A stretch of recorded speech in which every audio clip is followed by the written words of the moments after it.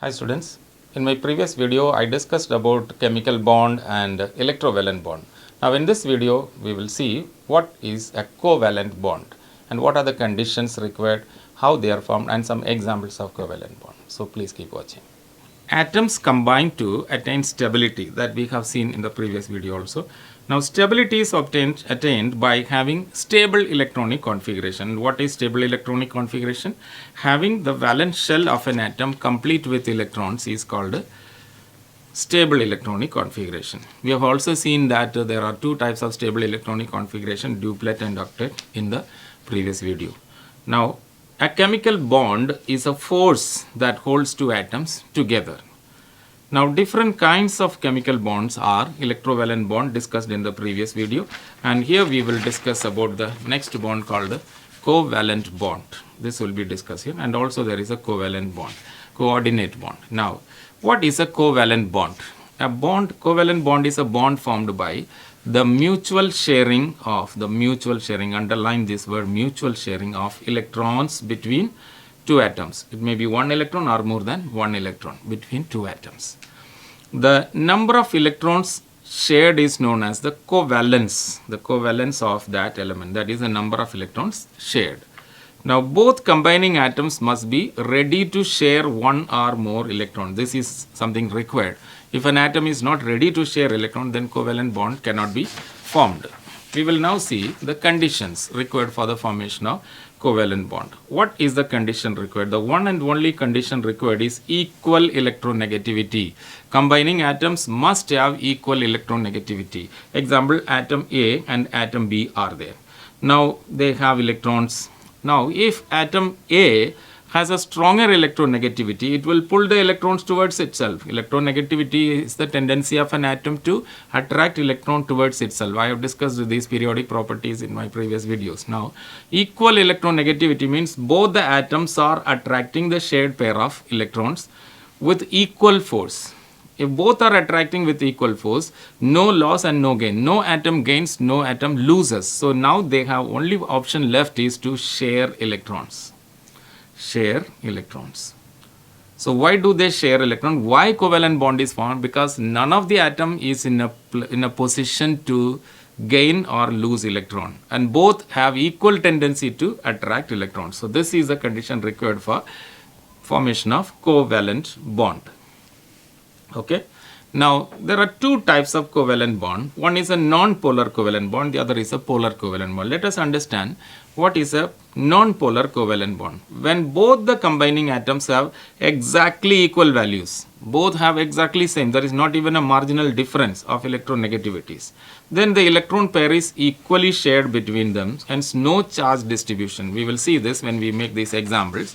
Example, we have this hydrogen molecule. If we have two hydrogen atoms, one hydrogen atom is having one electron, another hydrogen atom also has one electron. So they share these electrons together to form one covalent bond, that is H-H we can say, or the H2 molecule is formed as single covalent bond. Since both have exactly equal tendency to attract electron, or both have exactly same electronegativity value, the electron pair stays in between. No atom is getting a greater share, no atom is getting a lesser share. So they remain neutral, and such a molecule formed is a non-polar covalent bond. Example, hydrogen molecule. Similarly, all these molecules, oxygen molecule, chlorine molecule, nitrogen molecule, they all form non-polar covalent bond. Let us take oxygen atom. Oxygen atom has got 6 electrons, 6 valence electron. Another oxygen atom has also 6 valence electron, and two pairs are shared here between them, or we can say O double bond, two lines are put, another oxygen, and we can say O2 molecule is formed, oxygen molecule is formed. So this is another example of non-polar covalent bond, oxygen molecule. Chlorine molecule, one chlorine atom with 7 valence electrons, another chlorine atom with 7 valence electron. One pair is shared between them, so it is Cl-Cl bond is formed, or Cl2 molecule is formed. Now equal sharing of electrons, so the electron pair stays in between them, and so we get chlorine molecule. Similarly, we have nitrogen molecule. And nitrogen atom has a configuration of 2, 5. It has got 3 electrons here and 2 electrons here. I am making it for the convenience of the showing the bond. Now another nitrogen atom also has 5. Now here you find one pair shared, another pair shared, third pair shared. 3 pairs are shared. Now these are lone pairs. One lone pair here, one lone pair here. Other words, we can write a N triple bond N, 3 lines between the nitrogens. So 3 bonds are shared. So 3 2s are 6 plus 2, now 8 and 2 10. So 5 and 5 total 10 electron, but each nitrogen claims to have octet. 2 plus 3 5 and 3 more shared 8. So this nitrogen also 2 and 3, another 3 shared. So they show octet. Okay, so we get N2 molecule here. So these are non-polar covalent bond because both atoms are sharing the electrons equally, because both are similar atoms, same atoms, and they have same tendency to attract. We also have molecule like methane. Methane is another typical example where different elements are there, but still they are having non-polar covalent bond. Okay, so we have methane. Carbon has got 4 valence electron. It combines with 4 hydrogen atoms. 4 hydrogen atoms. One hydrogen has 1 electron. Another hydrogen 1 electron. The third hydrogen 1 electron. Fourth hydrogen 1 electron. So there are 4 bonds formed here. One bond formed here. One here. Another bond here. Another bond here. So 4 bond pairs. Okay. Carbon has 4. It is sharing 4 electrons with 4 hydrogens. One from each. So that is how it is showing. So the line structure, if you make C, there are 4 covalent bonds and hydrogens. So CH4 is the formula. So this is methane molecule. Here again electron pairs are equally shared. So it is a non-polar covalent bond. Then we have carbon tetrachloride. Carbon tetrachloride, carbon atom has 4 valence electrons again. And chlorine. Chlorine has 7 valence electron, we know. See, 7 valence electron. One bond is formed between carbon and chlorine. And the next chlorine comes here. One bond is formed. It has got 7 valence electron. Sharing 1, it makes 8. Now, another chlorine atom.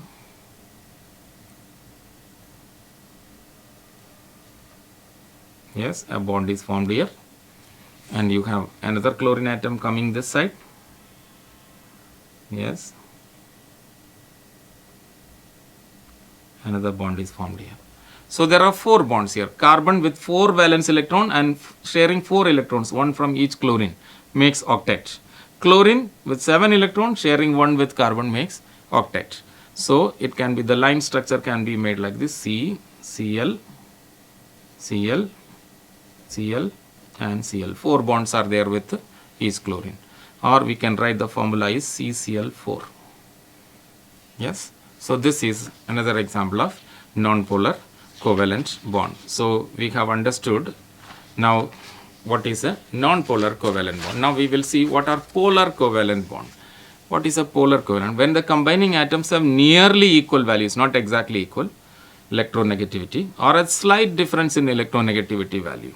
So in this case, what happens? Example, atom A and B have combined, and the atom A has a little extra electron, slight greater electronegativity compared to B. What will happen is the electron pair is shifted towards A, or you can say A, the electron pair is here and B is away. The B is not getting enough share of the electron pair. B gets a greater share. So what happens is partial charges will develop.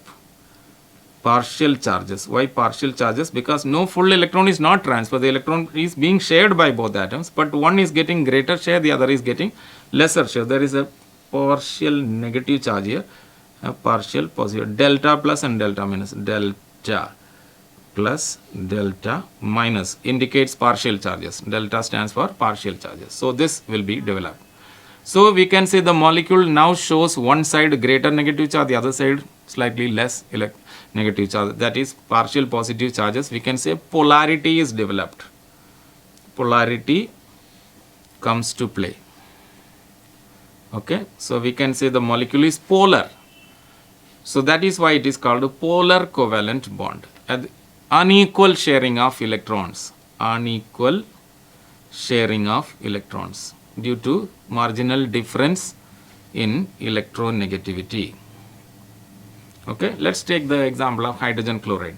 Hydrogen has 1 electron, chlorine has got 7 electrons. A bond is formed between hydrogen and chlorine, one pair of electrons shared. Or we can say H-Cl bond is formed. But what we see is chlorine is slightly greater, electronegativity than hydrogen. So partial charges on chlorine is developed, partial charges, positive charge on hydrogen is developed. So we find that the electron pair is more towards chlorine atom and less towards hydrogen atom. So this is called polarity is formed. So it is a polar covalent. Even though we write the molecule formula HCl, the molecule inside, the bond inside is polar. It is towards chlorine, more towards chlorine and less towards hydrogen. So hydrogen is a polar covalent bond. We also have examples like water. In water, we have oxygen with 6 valence electrons. Okay, 6 valence electrons. And I'll make it this way. Oxygen, 1 electron here, 1 here, and 2 here, and 2 here. Okay, now hydrogen is forming a bond. There is a 1 bond here. Another hydrogen is forming a bond here. So there are 2 bond pairs. Now these are lone pairs. There are 2 lone pairs here, right? In this, the oxygen being more electronegative than hydrogen, what happens is, even though we write the molecular formula like this, HO and H, right? Now we can show lone pair here, right? Now the hydrogens have slight positive charge because the electron pair is shifted towards the oxygen atom. It moves towards the oxygen atom because oxygen is more electronegative. Partial negative charge on oxygen, partial negative charges on hydrogen. The formula is written as H2O, but inside the molecule this electron shifting is, the pair is more towards oxygen. So we find the molecule develops polarity. So water is a polar molecule. In other words, it is a polar covalent compound. Now what about ammonia? Ammonia also has the similar problem. Ammonia, nitrogen with this is a lone pair. And there are 3 bond pairs, hydrogen, another hydrogen, another hydrogen. So 3 bonds are formed with 3 hydrogen atoms. Okay, so it is, the nitrogen here is slightly more electronegative. If you write the line structure, N, H, H, and H. Now the bond angle is different, that you will not study all these details in class 10. So here you have this lone pair. Now the nitrogen more electronegative, so it develops partial negative charge. The electron pairs, all the 3 pairs shift towards nitrogen. So hydrogens develop positive charge, partial positive charges. So the more electron is towards the nitrogen because hydrogen is not getting enough share. It has a proton in it, but enough full share of the electron is not available. So it develops partial positive charge. And nitrogen develops partial negative charge. So we can write the molecular formula as NH3, but inside the molecule there will be this electron shifting. So ammonia is also a polar molecule. Now these are the examples of polar covalent bond. So friends, I think you understood this. What is a covalent bond and what is polar covalent bond, what is non-polar covalent bond, and what are the examples. So you can watch it again to understand and draw these structures on paper and see that you understand them. If you have questions, please write in the comments and subscribe to the channel so that you see the upcoming videos. In the next video, I will discuss about properties of compounds on the basis of their bond. Thank you.